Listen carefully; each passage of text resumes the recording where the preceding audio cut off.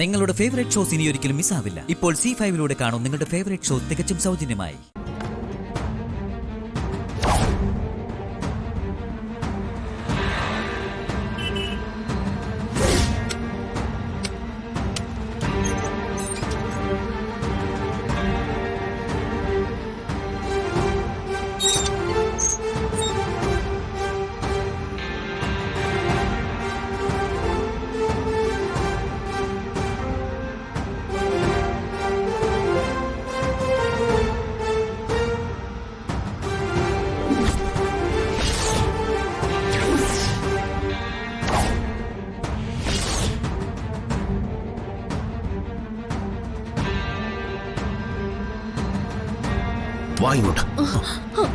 രുക്മിണി, നീ എന്തിനാ ഇപ്പൊ ഇങ്ങോട്ട് വന്നത്?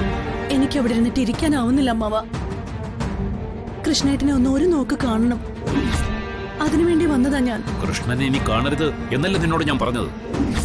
കൃഷ്ണനെ കാണാനോ അവനുമായുള്ള ബന്ധം പുതുക്കുകയോ ചെയ്യില്ലെന്ന് നീ എനിക്ക് പ്രതിജ്ഞ പോലും ചെയ്തതെന്നല്ലേ? എന്റെ ദൈവമേ,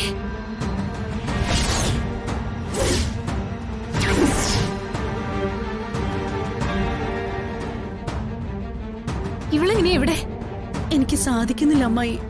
കൃഷ്ണേട്ടനെ കാണാതെ ഇനി എനിക്ക് ജീവിക്കാനാവില്ല. അന്ന് അമ്പലത്തിൽ വെച്ച് നിങ്ങളെ രണ്ടാളെയും കണ്ടു പിരിഞ്ഞതിന് ശേഷം ഞാൻ ഉറങ്ങിയിട്ടേ ഇല്ല.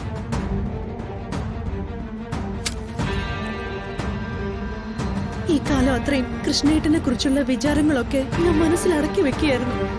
അന്ന് നിങ്ങളെ കണ്ടതോടെ എന്റെ എല്ലാ നിയന്ത്രണങ്ങളും കൈവിട്ടു പോയി.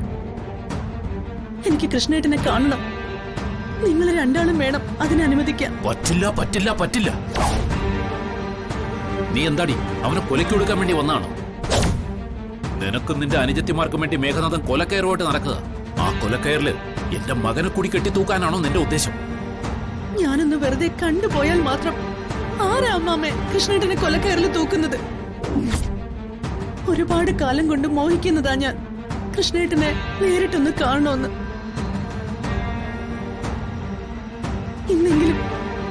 ഇന്നെങ്കിലും നിങ്ങൾ അതിനൊന്നും അനുവദിക്കണം. വേണമെങ്കിൽ കാല് പിടിക്കാൻ ഞാൻ. കാലും പിടിക്കണ്ട, കൈയും പിടിക്കണ്ട. നിന്നെ കണ്ട കൃഷ്ണൻ ഇറങ്ങിയിരിക്കുന്നാണോ നീ വിചാരിക്കുന്നത്? ആ നിമിഷമേ ഇറങ്ങി പുറപ്പെടും. പിന്നെ യുദ്ധക്കളവാ. മേഘനാഥനെ നേരിടാനുള്ള ശേഷിയൊന്നും പാവം ഞങ്ങളുടെ മകനില്ല. അയാളോട് എതിരിട്ട് നശിക്കാൻ ഞങ്ങൾ ഞങ്ങളുടെ മകനെ അനുവദിക്കുകയില്ല. നീ പോ, ഞങ്ങളുടെ മുന്നിൽ നിന്ന് പോവാൻ. ശരി, വേണ്ട. കൃഷ്ണേട്ടൻ എന്നെ കാണണ്ട. കൃഷ്ണേട്ടൻ അറിയാതെ എന്നെ കാണാതെ എവിടെയെങ്കിലും ഒളിച്ചു നിന്ന് ഞാനൊന്ന് കണ്ടോട്ടെ. ഒറ്റ തവണ കണ്ടിട്ട് ഞാൻ പൊയ്ക്കോളാം. Please അമ്മാമേ, please. ഇല്ല, ഇല്ല, ഇല്ല. കൃഷ്ണനെ കാണാൻ നിന്നെ അനുവദിക്കുന്ന പ്രശ്നമേ ഇല്ല. പറഞ്ഞില്ലേ? പോയി ഇവിടുന്ന് ഇറങ്ങി പോവാൻ.